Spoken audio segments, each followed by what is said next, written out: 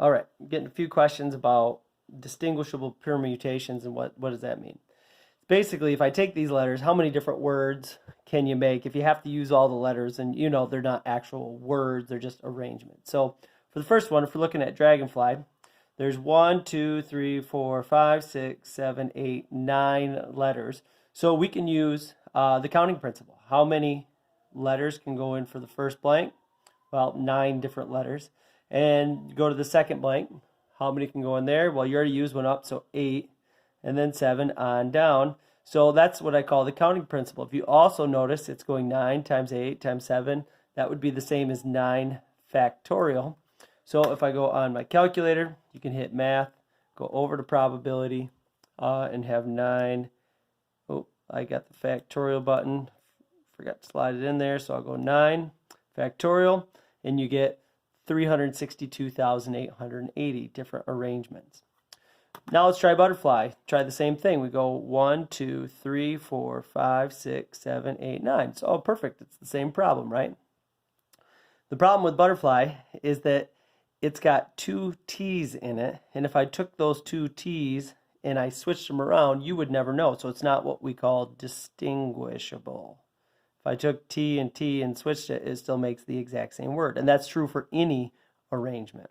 So what we're going to do is we're going to take these two things, and every pair that you make will actually be counted twice because it will have butterfly. If I switch the T's, if you do 9 factorial, that would count it as a new one, but we want to not. So we're going to divide by 2 because that's how many are counted twice. We'll divide by 2.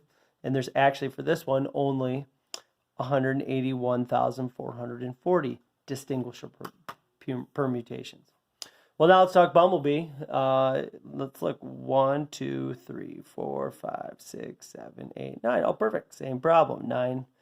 But let's just make, just so we can think about it, let's make one of our arrangements. We'll go B, B, B.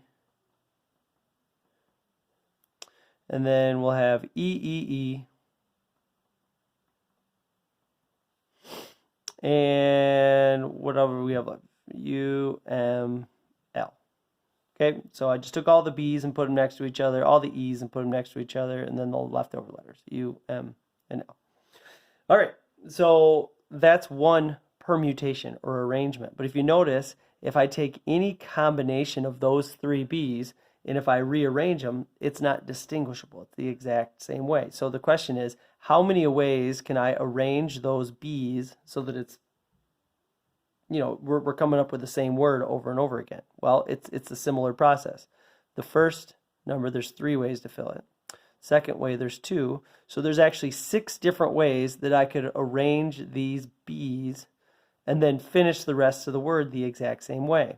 So in other words, 6 of these are going to be the same, or we're going to divide by 3 factorial. The same can be true for E's. Divide by 3 factorial again.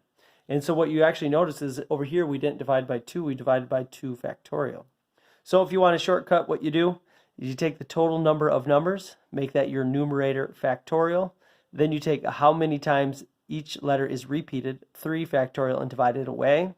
This one is repeated, 3 factorial, and divided away, and the rest of them are not repeated, so you don't have to divide them. Hopefully that helps.